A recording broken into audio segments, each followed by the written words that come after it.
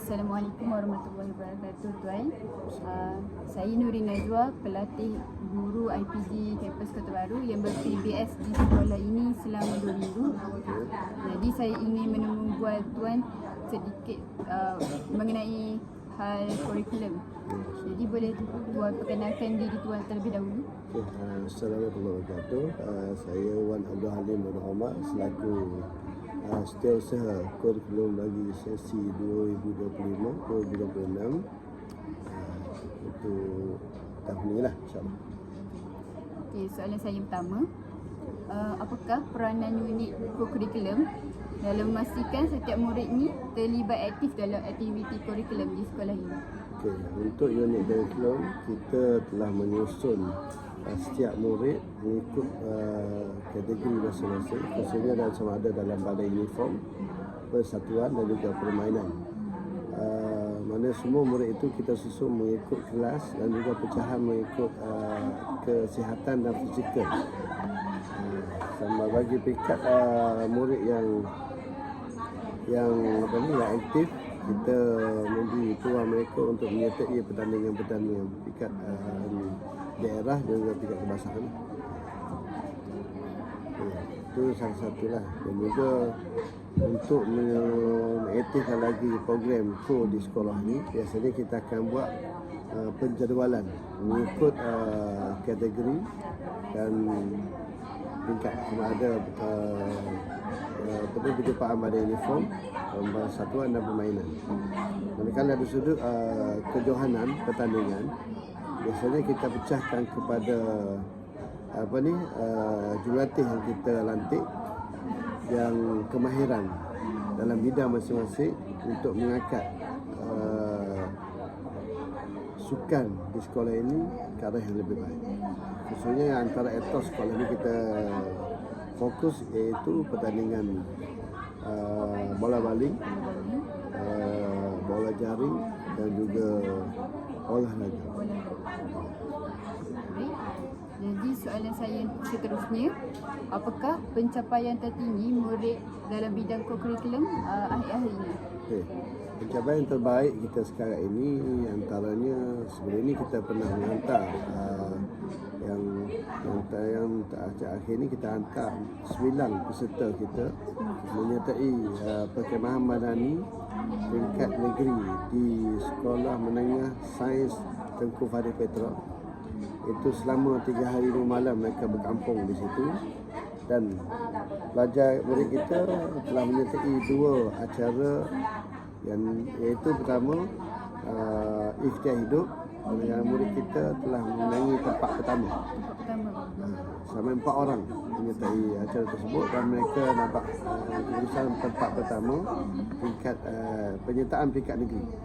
Manakala seorang lagi menyertai hafazan dan mereka mendapat tempat ketiga.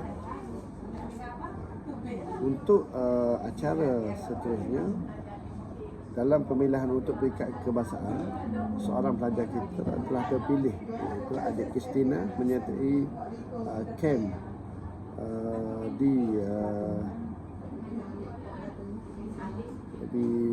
Kandis, yang mana selama 32 orang pelajar telah menyertai tingkat negeri dan seorang pelajar kita terpilih. Itu untuk menyertai kebangsaan. InsyaAllah mereka telah bergerak ke Kuala Lumpur Baru, iaitu bermula pada hari ini sehinggalah 19 bulan sampailah 19 bulan 6. InsyaAllah mereka akan berkampung di sana selama 4 hari. Manakala untuk pertandingan dengan kejohanan sukan, kita telah menyertai bola balik. Peringkat tertinggi sekarang, acara yang banyak kita sertai bola sepak, bola balik, bola tampar. Yang terbaru sekarang ini iaitu olahraga. Kalau pertandingan yang kita mencapai tinggi dalam 4 tersebut iaitu bola baling, kita telah menangi tempat ketiga peringkat daerah. Manakala olahraga sekarang ini sedang berlangsung. InsyaAllah seorang pelajar kita dapat masuk peringkat akhir, iaitu Afiq. Ada Afiq. Yang maklumat halal. Satu pencapaian yang sangat membanggakan lah. InsyaAllah lah buat saya hari ini. Jadi soalan saya yang seterusnya, apakah cabaran utama dalam menggerakkan aktiviti co-curriculum di sekolah ini selaras dengan dasar satu murid satu sukan? Antara cabaran yang paling utama sekali murid kita kita kena membahagi dalam dua peringkat. Pertama, murid sihat dan juga murid yang tidak sihat. Kalau murid yang tidak sihat ini mereka dikecualikan selepas mendapat surat daripada hospital. Manakala murid yang sihat ini pun terbahagi kepada 3, iaitu pertama murid yang obes, normal dan juga tidak normal. Mana yang obes dan sihat dan juga kurang sihat. Mana kurang cerdas. Maknanya mereka ini kita terpaksa kena buat satu tapisan untuk menyertai pelbagai persatuan tu supaya mereka boleh aktif dalam kelab juga persatuan yang kita lantik.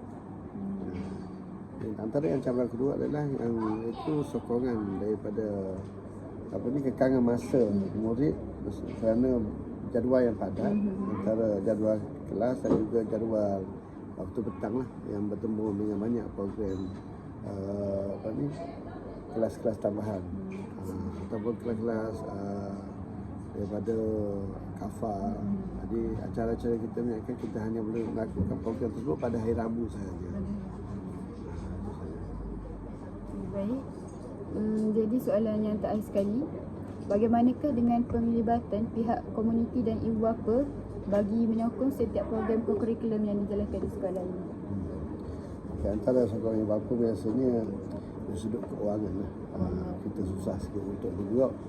Tapi separuh kebanyakan ibu bapa ada yang setengah ibu bapa memberi sokongan padu.